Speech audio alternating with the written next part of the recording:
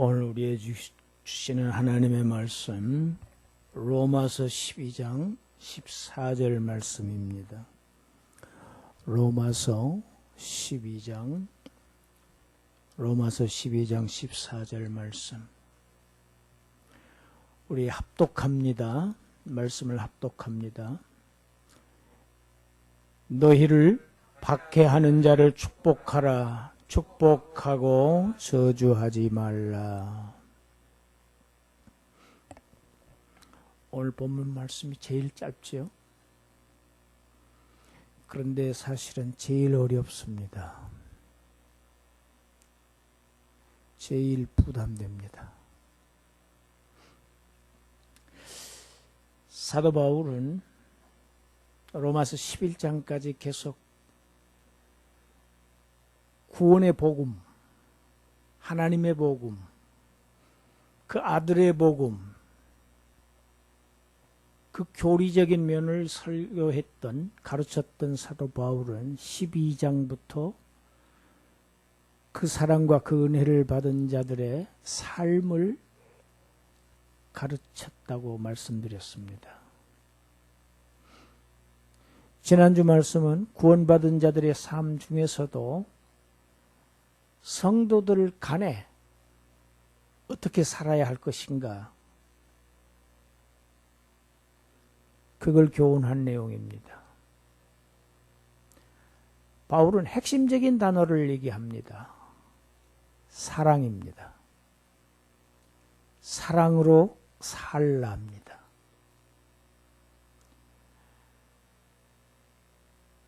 구원받은 자들의 공동체는 사랑의 공동체입니다.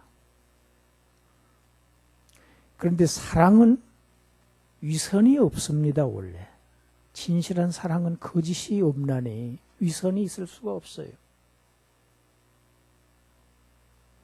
왜 바울이 이렇게 이런 권고를 맨 앞에 하느냐? 바울이 이미 로마서 5장 5절에서 얘기했습니다. 우리 소망이 우리를 부끄럽게 하지 않는다. 왜냐? 우리에게 주신 성령으로 말미암아 하나님의 사랑이 우리에게 부어졌기 때문이다. 하나님의 사랑이 성령을 통해서, 하나님의 성령을 통해서 우리에게 부어졌습니다. 그것을 구원이라고 얘기하죠. 구원은 하나님의 사랑이 부어진 사건입니다. 그래서 우리가 하나님의 자녀가 되었고 하나님을 아버지라고 부릅니다. 구원받은 성도들은 모두 다 한 아버지를 모신 형제들입니다.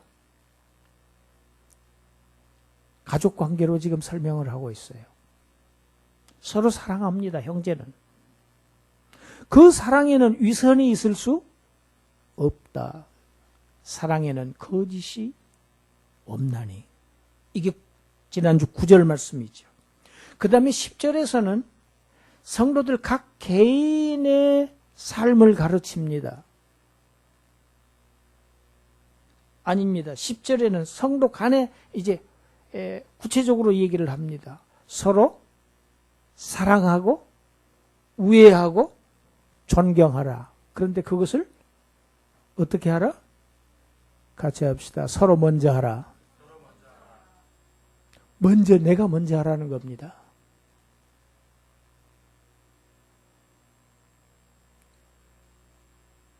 그리고 11절, 12절에서 성도 개인들의 자세를 얘기하는 것이 게으르지 말고 부지런히 열심을 품고 뭘 하라? 주를 섬기라. 주님을 섬기는 것이 성도들의 삶이어야 합니다. 소망 중에 즐거워하고 환난 중에 참고 기도에 항상 힘쓰라. 성도에 쓸 것을 공급해라. 공궁에 처한 성도와 함께 나누라. 구제를 얘기한 것입니다. 그리고 접대하라. 여러분, 접대하라는 얘기가 오늘날에는 좀 일반적인 의미로 들릴 수 있습니다. 그러나 초대교회 당시에는 매우 매우 중요한 이것이 성도를 접대하는 일이었습니다. 초대교회 때는 교회당이 없었습니다. 모일 곳이 없어요. 그러니까 어느 누군가가 장소를 제공하지 않으면, 그리고 거기에 모인 자들에게 접대를 하지 않으면은 모임이 될 수가 없는 거예요. 예배가 드려질 장소가 없는 거예요. 바울과 같은 전도자들을 영접하고 숙식을 누군가 제공하지 않으면은 선교가 되지 않는 상황이었습니다. 그래서 성도를 접대하는 일은 무엇보다도 중요한 일이었습니다.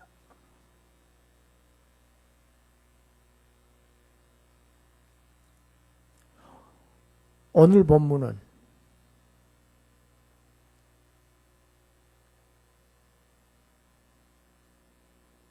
우리들에게 아주 중요한 사실을 말합니다. 아주 자극이 될 수 있습니다. 너희를 박해하는 자를 축복하라. 저주하지 말아라. 이 말씀은 조금 우리가 생각을 해보면 당시 로마 교회가 핍박을 받고 있었다는 증거입니다. 로마 교회는 성도들은 핍박을 심하게 받고 있었다는 얘기가 됩니다.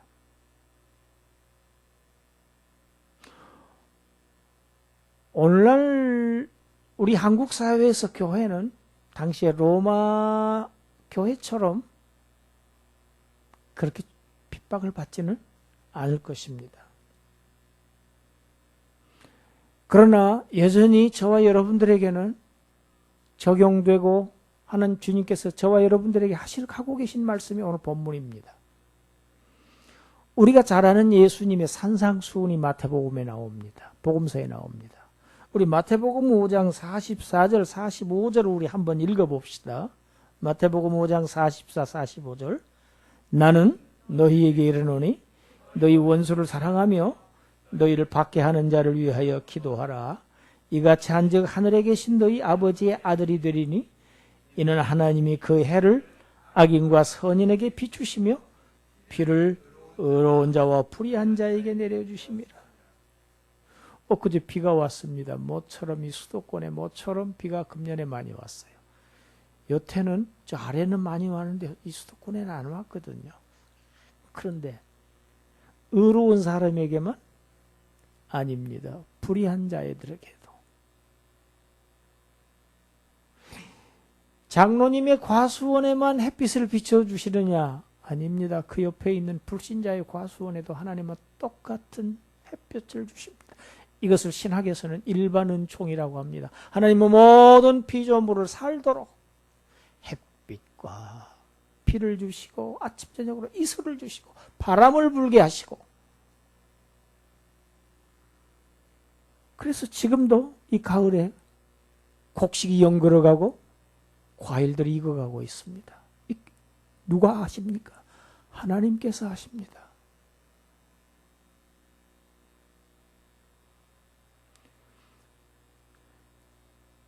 저 사람이 나를 핍박하는데 좋아할 사람 한 사람도 없습니다. 이유 없이 나를 해하려고 하는 사람, 미워하지 말라.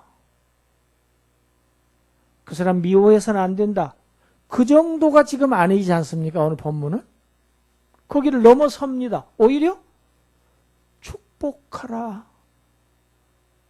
축복하고 저주하지 말아라. 아, 이 말씀 너무 어렵다. 그래서 오늘 말씀은 쉬운 말씀이 아니고 굉장히 부담이 되는 말씀입니다. 제가 자동차 운전을 하다 보면 어제, 그제도 제가 대전을 왔다 갔다 했습니다. 저는 자동차 운전하기를 워낙 좋아하기도 하고 그래서 자동차 운전은 좀 자신 있다고 생각을 했어요. 아, 이거 얼마나 혼이 났는지 몰라요. 올라오는데 졸음이 오는데 금방금방 사고가 날 것 같은데 동행하신 목사님이 시간 약속이 있어가지고 시간이 늦은 거예요. 그러니까 내가 휴게소를 들어갈 수가 없어요. 그런데 보신 거예요.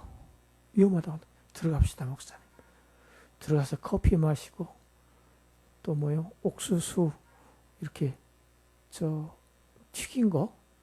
왜 차 안에서 졸리면 계속 먹을 거. 그리고 올라왔습니다. 그리고 왔더니 생전하는데 여기 이렇게 부르텄어요. 입술이. 여러분 고속도로 운전하다 보면요. 깜짝깜짝 놀랄 때가 한두 번이 아닙니다. 앞차하고 내 사이가 틈이 없어요.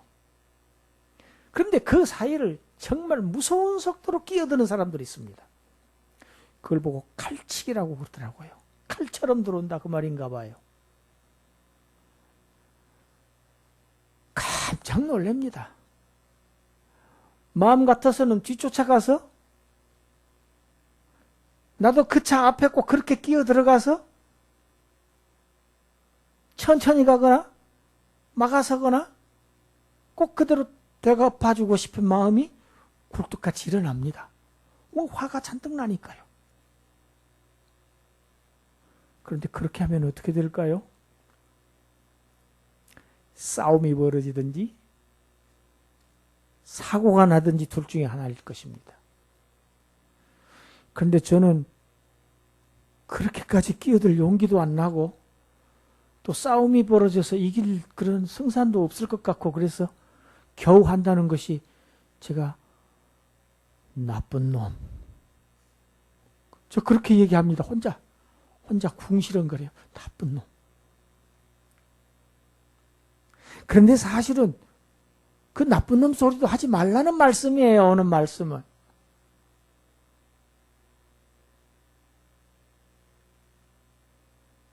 얼마 전에 그 고속도로에서 그런 사건이 TV 뉴스에 나왔어요. 아주 무서운 속도로 끼어들어서 위험에 빠뜨리니까 쫓아가서 옆에 가서 창문을 내리고 뭐라고 했어요. 그러니까 그 차가 앞에 차를 세우고 내리더니 이 운전자를 와이프의 사진을 찍고 있는 카메라를 집어서 멀리 집어 던지고 아이들이 보는 앞에서 이 가장을 거기서 구타한 거예요. 그래서 경찰에 입건을 했다는 것이 TV 뉴스에 났습니다. 하나님의 자녀들은 이 세상을 불신자들과 함께 살아갑니다. 수많은 일들을 접촉하고 겪습니다. 어떨 때는 협력도 하지만 어떨 때는 충돌할 때도 많습니다. 우리가 어떤 기준으로 어떻게 살아야 할까? 그 표준을 제시한 겁니다. 이 세상 사람들과 똑같은 방식으로 살아서는 안 된다는 것이 오늘 본문의 말씀입니다. 그렇게 살지 말아라. 그런데 여러분 실제로 살아보면 어떻습니까? 맞대응을 하지 않으면 손해를 보게 됩니다. 또 직접 손해는 안 보더라도 손해 보는 것 같은 느낌 때문에 못 견딥니다. 맞대응을 하지 않으면 바보 취급을 받습니다. 영 힘없는 사람.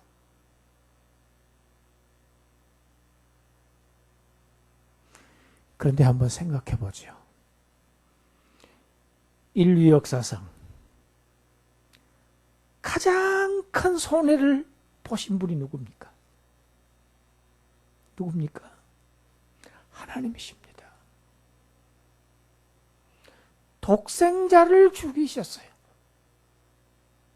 하나님보다 더 큰 손해를 본 사람이 어느 누구도 없습니다. 인류 역사상 가장 바보스러운 삶을 살다가 가신 분이 있습니다. 예수님입니다. 죽어줄 만한 가치가 있는 사람들을 위해서 죽은 것이 아닙니다. 의인들을 위해서 죽으신 게 아닙니다. 죄인들을 위해서 죽으셨습니다. 마땅히 처벌받아야 할 사람들을 위해서 자신이 처벌을 대신 받으셨어요. 얼마나 바보 같은 인생을 살다 가셨습니까?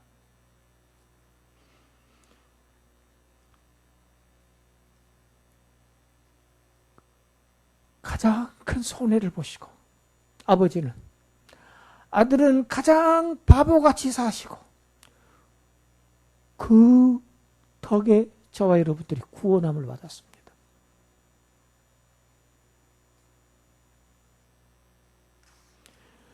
예수님은요, 마지막에 돌아가시면서도 뭐라고 하셨습니까? 누가복음 23장 24절 23절 지금 앞에 PPT가 잘못됐습니다. 자, 누가복음 우리 성경 찾겠습니다. 누가복음 23장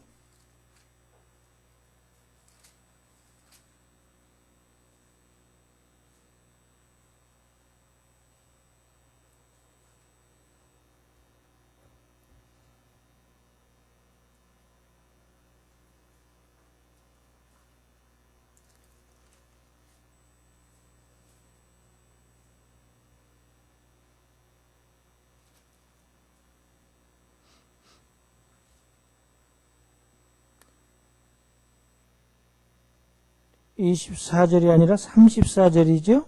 34절 우리 함께 읽습니다. 이에 예수께서 이르시되 아버지 저들을 사하여 주옵소서.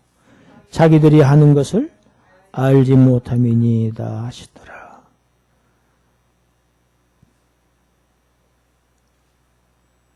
예수님 뭐라고 그러셨어요? 아버지, 저들을 용서해 주세요. 저들이 지금 무슨 일을 하고 있는지 저들이 지금 모르고 하는 짓입니다. 예수님의 이 말씀을 죽음에 임박해서 생각했던 사람이 또 한 사람이 있습니다. 그 사람이 사도행전 7장에 6장 7장에 나오는 스데반 집사입니다. 평신도였습니다. 스데반 집사의 사도행전 7장 59절 60절 우리 같이 읽습니다. 그들이 돌로 스데반을 치니 스데반이 부르짖어 이르되 주 예수여 내 영혼을 받으시옵소서 하고 무릎을 꿇고 크게 불러 이르되 주여 이 죄를 그들에게 돌리지 마옵소서 이 말을 하고 자니라. 스데반이 어떻게 이런 죽음을 맞이할 수 있었느냐, 편안하게 자는 것처럼 죽을 수 있었느냐, 순교할 수 있었느냐. 예수님을 생각하고 예수님이 하셨던 말씀을 기억하고 이게 말씀의 능력입니다.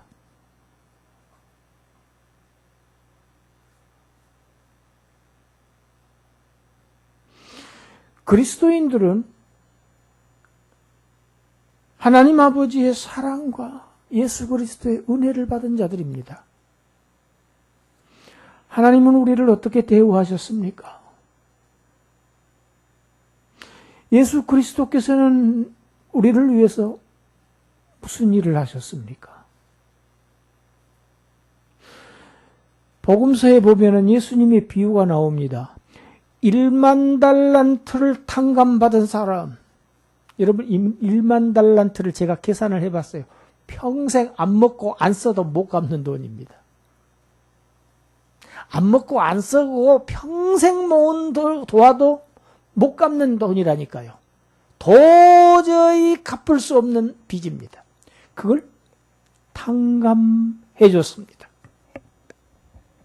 주인이. 그런데 그가 100데나리온, 작은 돈이에요. 자기에게 안 갚은 자를 가서 멱살을 잡고 갚아라. 안 갚으면 내가 너를 관원에게 넘겨주겠다. 고소하겠다.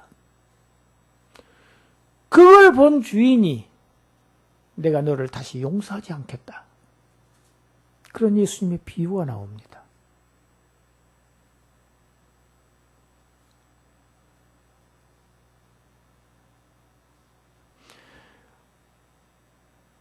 여러분, 저와 여러분들은 1만 달란트 유예도 아닙니다. 탕감받은 자들입니다. 아예 없는 것처럼, 빚이 없었던 것처럼. 여러분, 죄를 성경은 빚으로 설명하고 있습니다. 갚아야 할 빚으로. 그래서 예수님께서 대신 갚으신 거예요. 그냥 없다고 하신 게 아니라고요. 갚으신 거라고요. 대신 죽음으로, 생명으로. 그 결과 우리가 살았습니다. 영생을 얻었습니다. 그 주님을 생각하고 그 주님의 은혜를 생각하고 내가 받은 것을 생각하면 여러분, 우리가 우리 일상의 삶 속에서 우리 주위 사람들하고 갈등 겪는 것, 그거는 정말 사소한 일에 불과합니다. 지극히 작은 일입니다. 그래서 히브리서 기자는 성도들에게 이렇게 권고합니다. 히브리서 13장 12절부터 15절 읽어봅시다. 그러므로 예수도 자기 피로써 백성을 거룩하게 하려고 성문 밖에서 고난을 받으셨느니라. 그런즉 우리도 그의 치욕을 짊어지고 영문 밖으로 그에게 나아가자.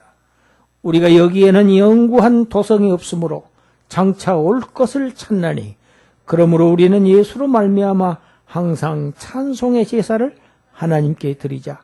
이는 그 이름을 증언하는 입술의 열매니라. 할렐루야. 티격태격 작은 이해관계에 싸우고 심지어 그러다가 죽기까지 합니다.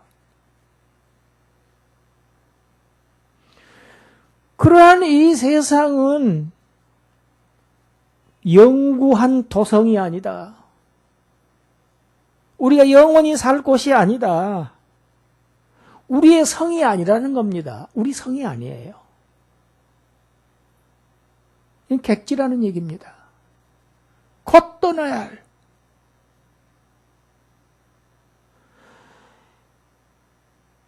예수님께서도 나 같은 죄인을 구원하시기 위해서 십자가를 지셨으니 이제는 우리가 십자가를 져야 할 차례다. 십자가의 그 치욕을 우리가 짊어지자. 그래야만 그의 이름이 증거될 거 아니냐. 좀 손해 좀 보고 살고 조금 어리석게 보일지라도 조금 양보하고 살고 그래야 예수의 이름이 드러날 거 아니냐.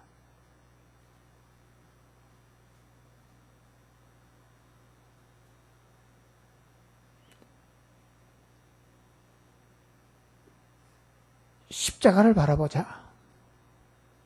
믿음의 주, 우리를 온전하게 하시는 예수 그리스도를 바라보자. 그리고 그의 은총을 받은 나를 한번 생각해 보자. 그러면 할 수 없던 일이 할 수 있어진다. 용서할 수 있고, 사랑할 수 있고, 손해도 볼 수 있고, 축복까지도 할 수 있다. 내가 할 수 없는 것을 할 수 있도록 하기 위해서 주의 성령께서 오셔서 너와 함께 지금 역사하고 계신다. 할렐루야. 성령을 의지해라. 그 성령에게 순종해라. 그에게는 불가능이 없다. 그가 너와 함께 하고 계신다. 지금.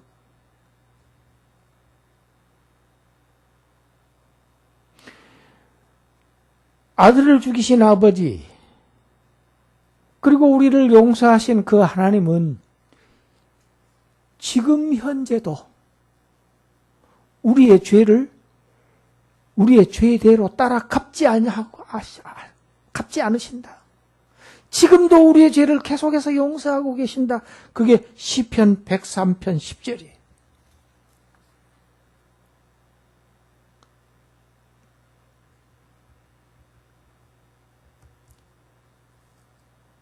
우리 시편 103편 10절 따라하세요. 우리의 죄를 따라 우리를 처벌하지는 아니하시며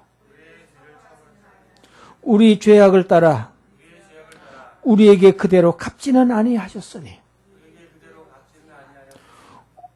여러분, 우리는 지금도요, 구원함을 받았지만 매일매일 죄를 짓고 살아요. 그런데 그 죄 지은 대로 하나님께서 처벌하시고 갚으시고 보응하시면 우리가 어떻게 살 수 있습니까? 매일매일 우리를 용서하시고 계시고 우리의 죄대로 갚지 않으세요, 하나님은.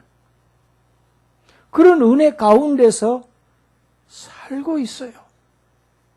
그래서 예수님께서 산상수훈에서 뭐라고 하십니까? 저기 산상수훈 하신 다음에 마태복음 6장에서 제자들에게 너희는 이렇게 기도하라.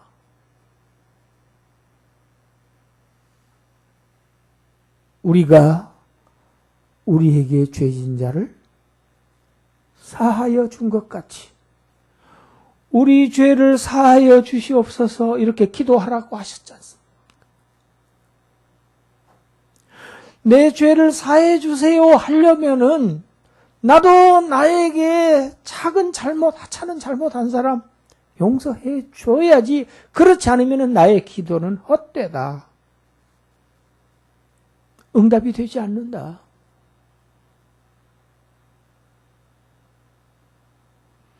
우리의 죄도 용서해 주지 않는다. 제가 주기도문 설교를 했습니다. 주기도문은 단순한 기도가 아니고 우리의 서원이 함께 하는 기도라고 제가 말씀드렸습니다. 서원입니다. 하나님의 나라가 임하시기를 내가 제일 먼저 소원합니다. 그게 내 첫째 소원이에요. 아버지의 이름이 거룩히 여김받고 하늘에서 이루어진 하나님의 뜻이 이 땅에 이루어지고 하나님의 나라가 임하는 것이 무엇보다도 내 소원입니다. 그 다음에 일용할 양식을 주시옵소서. 왜? 매일매일의 양식, 이스라엘 백성들 매일매일 하늘에서 내려왔었죠. 그걸 거두는 것은 사람이 거두었지만 주시는 것은 하늘에서 주셨어요. 나는 하나님 의지하고 살겠습니다. 이 서원이에요. 매일매일. 내가 돈을 벌지만 직장에 나가서 일을 하지만 주님 의지하고 삽니다. 내 이웃에게 죄 지은 사람들 다 용서하겠습니다. 왜? 나는 훨씬 더 큰 죄를 탕감받았으니. 그러니 내가 일상에서 짓는 죄들도 주님 용서해 주세요. 이것이 주기도문 아닙니까? 그런데 우리는 앞에는 안 해요. 다른 사람의 죄는 용서하지 않고 내 죄만 용서해 달라고 빌어요. 그 기도는 헛되다는 이야기입니다, 지금.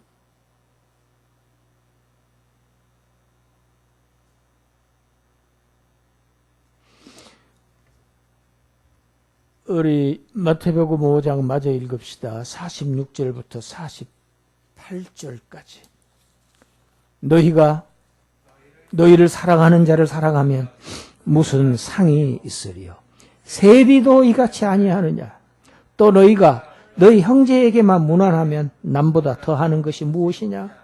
이방인들도 이같이 아니하느냐? 그러므로 하늘에 계신 너희 아버지의 온전하심과 같이 너희도 온전하라. 자녀들은 아버지를 닮게 되어 있습니다. 아들은 아버지를 닮아요. 하나님의 자녀들은 하나님을 닮아야 됩니다. 하나님은 우리에 대한 목표가 있으세요. 그리스도를 닮아가는 겁니다. 그리스도의 형상을 받게 하기 위해서 우리를 구원하셨다고 로마서 8장에 기록되어 있죠.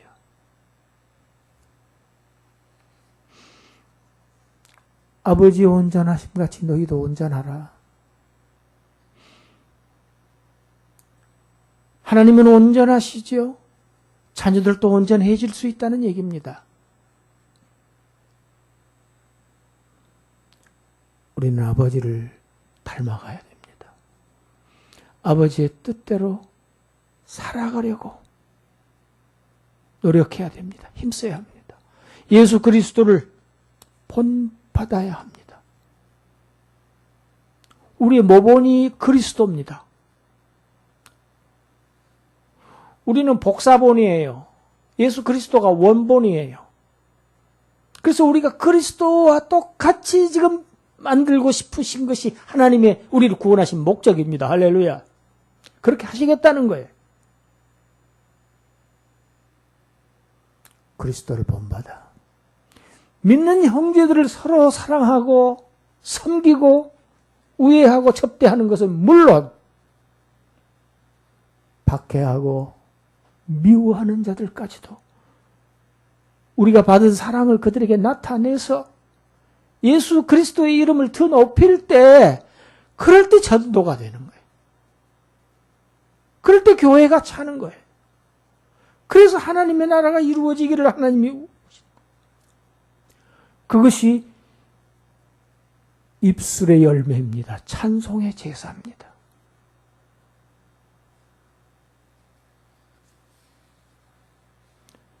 우리를 사랑하지 않는 자, 박해하는 자까지도 사랑하시는 자 되셔서 주님 앞에 섰을 때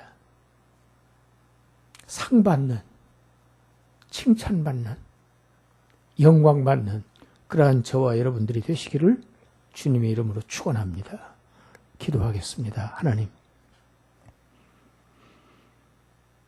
무겁고 어려운 짐같이 여겨집니다. 그러나 하나님의 성령께서 우리를 도우시면 얼마든지 할 수 있는 줄 믿습니다. 우리의 힘과 우리의 능으로 하는 것이 아니고 오직 성령의 능력을 의존해서 할 수 있다는 것을 믿고 순종하게 하여 주시옵소서. 그래서 주님의 이름이 높아지게, 주님의 이름이 드러나게 하셔서 주님의 영광이 드러나게 하여 주시옵소서. 나를 통해서 하나님의 나라가 서게 하여 주시옵소서. 예수님 이름으로 기도드리옵나이다. 아멘.